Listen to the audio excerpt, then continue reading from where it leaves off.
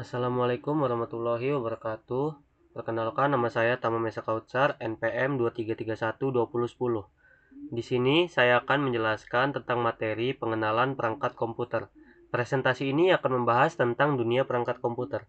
Kita akan menjelajahi berbagai aspek kunci, dari komponen dasar hingga tren teknologi terkini. Komponen perangkat keras utama. Yang pertama ada prosesor.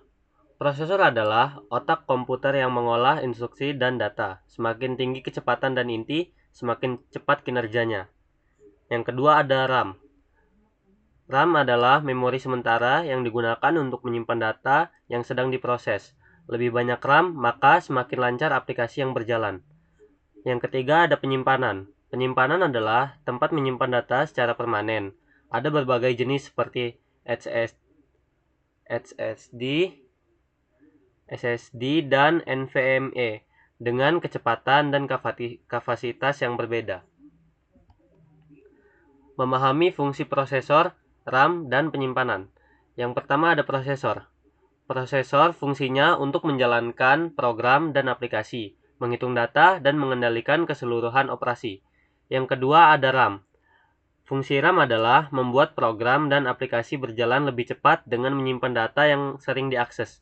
Dan yang ketiga ada penyimpanan. Fungsi penyimpanan sendiri adalah untuk menyimpan data dan sistem operasi agar tersedia ketika komputer dihidupkan. Jenis-jenis perangkat input dan output.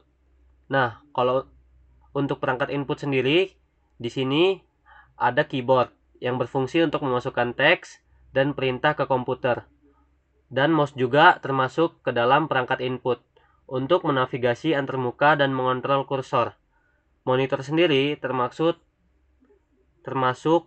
ke perangkat output. Fungsinya adalah menampilkan output visual dari komputer. Printer sendiri juga termasuk ke dalam perangkat output. Fungsi printer sendiri adalah untuk mencetak dokumen dan juga gambar. Sistem operasi, fungsi, dan jenis-jenis. Fungsi: mengatur dan mengelola sumber daya komputer seperti prosesor, RAM, dan penyimpanan. Jenis-jenis: Windows, macOS, Linux, Android, iOS, dan banyak lagi, masing-masing dengan fitur dan keunggulan tersendiri. Memahami jenis-jenis aplikasi pada komputer. Yang pertama, aplikasi produktivitas.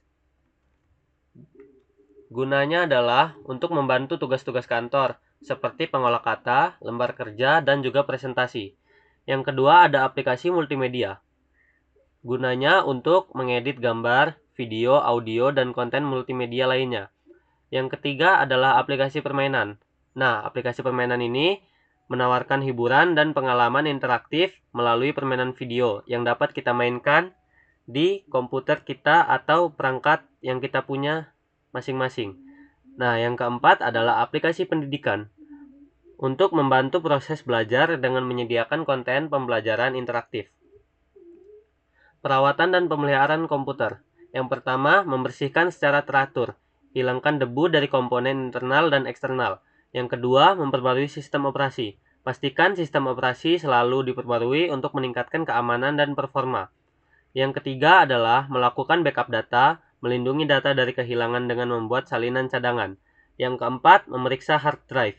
Pastikan hard drive dalam kondisi baik dan tidak mengalami error. Keamanan dan perlindungan data.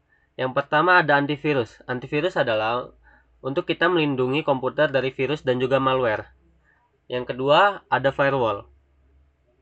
Fungsi firewall sendiri untuk memblokir akses yang tidak sah ke komputer kita. Yang ketiga kata sandi yang kuat untuk melindungi akun dan data pribadi. Yang keempat pembaruan keamanan, memperbaiki kerentanan keamanan. Perkembangan teknologi komputer. Yang pertama ada komputer mekanis. Perkembangan awal komputer menggunakan teknologi mekanis. Yang kedua ada komputer elektronik. Penggunaan tabung vakum dan transistor menghasilkan komputer elektronik. Yang ketiga ada komputer digital. Peningkatan kecepatan dan kapasitas penyimpanan dengan munculnya komputer digital. Yang keempat ada komputer pribadi. Munculnya komputer pribadi yang lebih terjangkau dan mudah digunakan. Tren dan inovasi di dunia komputer. Yang pertama ada 5G untuk konektivitas. 5G membuka era baru konektivitas nirkabel berkecepatan tinggi. Yang kedua ada AI atau kecerdasan buatan. AI mengubah cara kita berinteraksi dengan teknologi. Yang ketiga ada cloud atau komputasi awan. Akses ke sumber daya komputer secara online. Yang keempat ada VR atau AR, yaitu realistis virtual atau augmented, menciptakan pengalaman interaktif dan yang mendalam. Itu saja yang bisa saya sampaikan tentang pengenalan perangkat komputer. Selebihnya dan sekurangnya saya mohon maaf. Terima kasih.